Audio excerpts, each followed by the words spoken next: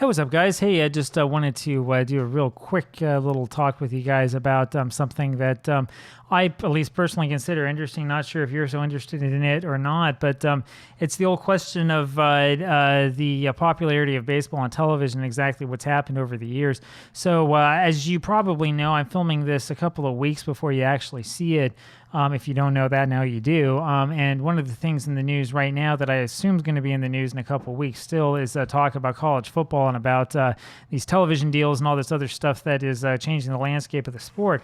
And the reason why I really want to bring this up is actually because I've been thinking a lot about baseball over the last couple of years, and especially the state of baseball and the game of the week and the way that things once were. So I'm not old enough to remember the heyday of the game of the week. I was 5 years old in 1989. Most of the baseball I remember watching from back then was from things that were on videotape that I remember seeing from time to time. There's not a whole lot I remember from the old days of the NBC game of the week. Now, I do remember the 1989 All-Star game. I remember watching that. I would have been just 5 years old then. I can remember that one because I remember that home run that Bo Jackson hit that was so famous and that seemed to go up in Anaheim Stadium forever. So I remember like little bits and pieces of the sport then. I know that I must have watched every Saturday that I had the opportunity to. But I don't remember very much else. What I remember mostly about watching live baseball on television was watching the Cubs on WGN in '89 and probably also 1990. We didn't have cable for long. It was in '91 that we moved, and then we didn't have cable television anymore, so I missed out on a lot of that afterwards. The thing that I remember the most, though, is being really, really frustrated when I was a kid because when baseball went to CBS in 1990, the game of the week suddenly changed. All of a sudden, it wasn't about, every Saturday there's a game. I remember being really confused trying to tune into a game early, sometime in late April 1990, only to realize that there was nothing on. In fact, I can remember looking back in the newspapers and making sure that there actually was a game and there were games being played. Baseball had started, and then being really confused as to why nobody was showing it, right? That's kind of like the untold, unspoken part of the history of baseball and on television and the way the money flowed around. I mean, it's no secret, even at the time, it was no secret that regular season games really didn't bring in the money, and that what everybody wanted was postseason. And that's one of those things that's really driven baseball since. You keep seeing an expanding postseason because that's kind of what people like to watch, and that's where, it seems that every game counts. The regular season itself is not really all that attractive to television. And I know that if you're a team and you broadcast all 162 games, that you can get a certain amount of diehards, but I would imagine actually the economics of it are kind of similar to doing a YouTube channel, right? Where, you want to show your games, you want to show what's going on, and you want to show your replay. But most people are not really going to be that interested in watching a mid-May game between two teams that might be in contention or might not by the end of the year. You just don't know, right? It's more of a marathon than a sprint. And unlike, say, college football or the NFL, you're not going to have that much importance placed on any individual game. It's more about those longer arching storylines. That's the thing that really makes it so interesting. That doesn't work so well in a television context, right? Now, radio is a little bit different, and I think that we could make a good argument that baseball is more of a radio sport than a television sport, sort of in that way of thinking. But I still think that it is a shame that, not more happened with this. I remember, so when I started to, I was always a fan of the sport, but when I started to really understand what was happening, it was probably about 94 when the strike took place.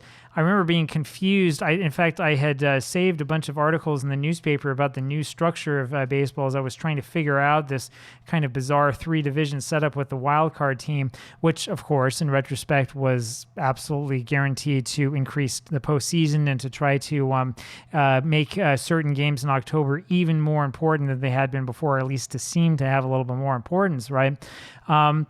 And the thing that I don't remember that well is that the baseball channel experiment, which if I recall correctly was kind of an agreement between ABC and NBC to try to share the balance the way that they once did in the glory days of the 80s. But I mean, by that time it had all pretty much fallen apart.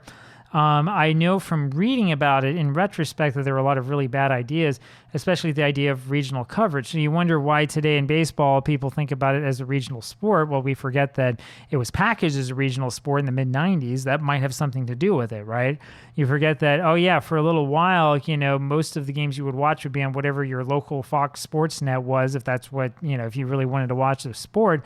And, because that's the case, you're probably not going to be quite as curious about how other teams are doing. And what comes with that is the side effect that if your team is not in the postseason, you just don't watch, right? Which is a big problem.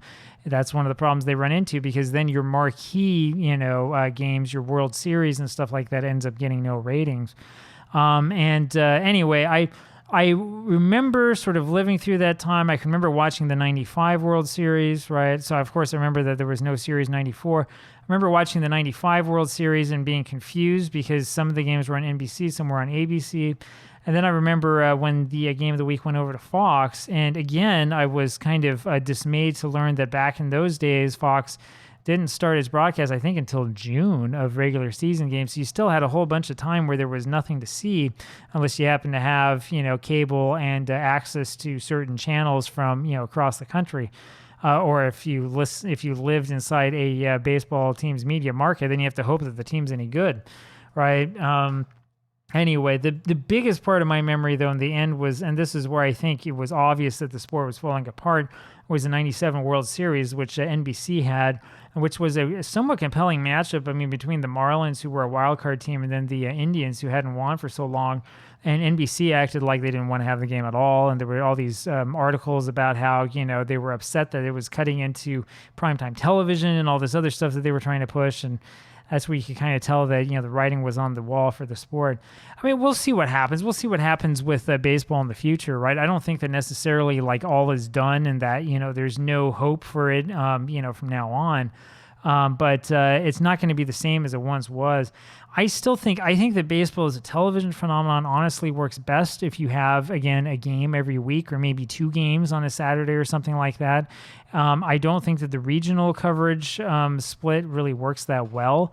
My understanding is that one of the reasons why they did that was to have a backup game just in case something was rained out.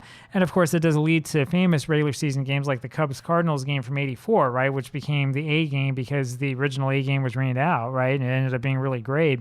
But it's not really the best possible model, especially in this day and age, too, with so many teams that have retractable roof stadiums. You kind of wonder why we care so much about this. Why don't we just, go for it and sort of see what happens?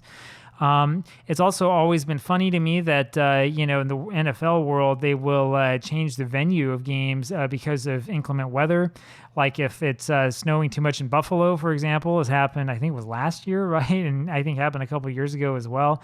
So I love awful weather football games, but I've also lived in Canada. I've lived in Ottawa, and I know what kind of snow they're talking about. And once you've exceeded a certain number of feet, and once you're talking about temperatures that are below minus 25, minus 30, that's when it's probably time to think about moving the game somewhere else because it can be a danger to fans to actually get there. But it's funny to me that will happen with football and nobody really bats an eye. But in baseball, it's we could never have a flexible schedule where we're we're going to make this game the Saturday game of the week and we'll broadcast it around the country, right? After we check the weather and stuff like that. We would never do that, right? What a horrible thing to do. We have to have regional coverage. We have to have this broken up like this and that broken up like that and all the rest.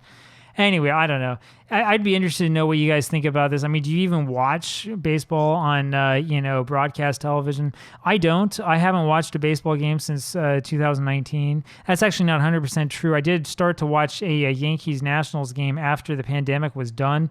I lasted an inning and a half, and I think it took about 25 minutes, and there were 4 strikeouts. So that was all I really needed to see. There might have been a home run in there, too. It's the changes in the sport make it really, really unappealing to me.